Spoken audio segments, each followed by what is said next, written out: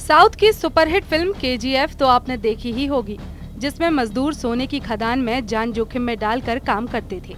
छत्तीसगढ़ की कोयला खदानों के हाल भी कुछ ऐसे ही हैं। छत्तीसगढ़ के कोरबा में कोयला चोरी करने के लिए इलाके के लोग सुरंग बनाकर कोयला निकालते हैं।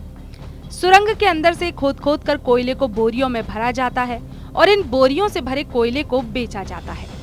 छोटी छोटी इन कोयला डिमांड को पूरा करने के लिए ग्रामीण एसईसीएल की बंद कोयला खदानों में उतर तो जाते हैं, लेकिन कई बार वे अपनी जिंदगी हार जाते हैं। छत्तीसगढ़ में बंद कोयला खदानों से चोरी की घटनाएं लगातार सामने आती हैं।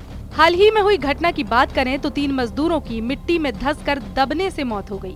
दरअसल कोरबा के दीपका में एक प्रतिबंधित खदान से कोयला निकालने गए 5 लोग दब गए थे, जिनमें से 3 की मौत हो गई। वहीं 2 लोगों को बचा लिया गया, जिनका फिलहाल इलाज जारी है।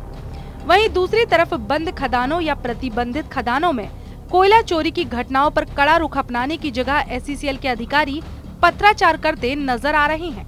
छत्तीसगढ़ में कोरबा के दीपका माइनिंग क्षेत्र के अंदर में कोयला चोरी करते हुए 5 मजदूरों की दबने से गंभीर अवस्था में 2 मजदूरों को वहां से बाहर निकाला गया और 3 मजदूरों की मौत हो गई। हालांकि इस मसले पर एसईसीएल ने अपना जवाब भी प्रस्तुत किया है। उन्होंने ये भी कहा है कि जहां जिन खदानों में काम पूरा हो जाता है उन खदानों को एसईसीएल की तरफ से बंद कर दिया जाता है और ये वही खदान था जिसे एसईसीएल ने अपनी तरफ से सील कर दिया था, बंद कर दिया था, वहां पर काम नहीं चल रहा था। लेकिन ऐसे में सवाल ये भी खड़े होते हैं कि आखिरकार इन कोयला चोरी करके बेचने वालों को वहां तक जाने की किस तरीके से सुविधा मिल पाती है, आखिरकार वो वहां तक पहुंच कैसे पाते हैं और इन पर लगाम क्यों नहीं लग पाती। महज 3 मजदूरों की मृत्यु का सवाल नहीं है, बल्कि इस तरीके की इससे पहले भी कई घटनाएं हो चुकी है। शासन प्रशासन के अलावा इन लोगों को रोकने के लिए पुलिस और खनिज विभाग के अधिकारियों की भी मुस्तैदी, जाहिर सी बात है इन पर भी सवाल खड़े होते हैं। लेकिन ऐसी घटनाओं को रोकने के लिए अब तक प्रयास क्या किए गए हैं? और इस घटना के बाद जब ग्रामीण अपने लोगों को देखने के लिए वहां पर पहुंचे, विरोध प्रदर्शन करने के लिए वहां पर पहुंचे, तो उनके साथ में भी पुलिस की सख्ती देखने को मिली। जाहिर सी बात है कि सवाल ये है कि आखिरकार कोयला चोरी होती कैसे है? अगर पूरी सुरक्षा उन खदानों को मुहैया कराई जाती है और उस खदानों के जरिए बड़े पैमाने पर कोयला निकाला जाता है, तो ऐसे में एक गहराई में होने के बावजूद सुरंगों से कोयला निकालने का जो ये मसला है और चोरी करके बाजार में बेचने का जो मसला है, वो आसपास के ग्रामीण अंचल के क्षेत्रों से ही किया जाता है। पैनी नज़र और इन लोगों पर कार्रवाई न होने के कारण ही इस तरह की घटनाएं लगातार प्रदेश में देखने को मिल रही है। इसको लेकर कई बार सवाल भी उठे हैं। क्या कुछ महिलाओं ने कहा है, ये जरा सुनिए।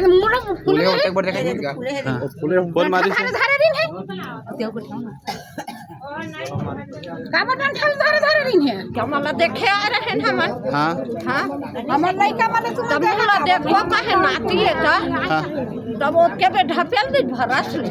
अच्छा ना दिखाया ना ऐसा करके ना देख रहा के कारण रहे हैं ना ये चीज हरा दिखा दे रहता पहले दिहा लगता दिहा में क्या रहता जी।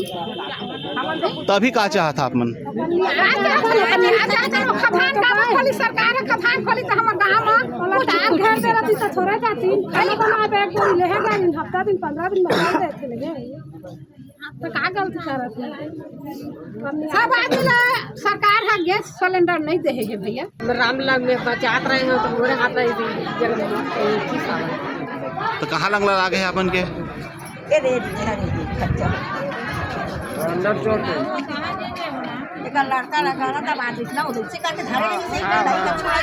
खदानों में चोरी के उद्देश्य से जाने वाले लोगों पर कार्रवाई या उनको रोकने के लिए कोई व्यवस्थित उपाय क्यों नहीं किए गए, ये सबसे बड़ा सवाल है। आखिरकार एसईसीएल ने जिस तरीके से जवाब दिया कि उस क्षेत्र में जिन क्षेत्रों पर सबसे ज़्यादा अक्सर ऐसी घटनाएं देखने को मिलती है, जो या तो प्रतिबंधित क्षेत्र होते हैं या फिर जिन क्षेत्रों पर काम पूरा करने के बाद एसईसीएल उसे बंद कर चुकी होती है, उसके बावजूद इस तरीके की घटना होना प्रशासनिक व्यवस्था पर भी सवाल खड़े करता है कि आखिरकार किस तरीके से इन खदानों में लोगों को सुरक्षित रखने के लिए क्या कुछ उपाय किए गए हैं और किस तरीके से उन खदानों की ओर लोग ना जा पाएं, इसके लिए क्या कुछ उपाय किए गए हैं। बहरहाल ग्रामीणों में इसका गुस्सा जरूर देखने को मिला।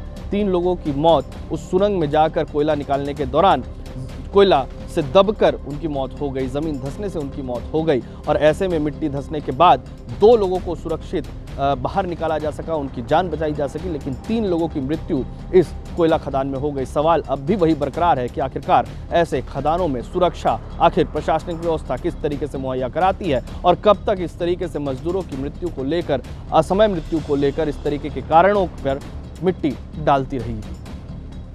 छत्तीसगढ़ से TV9 के लिए संतोष साहू के साथ अमित मिश्रा।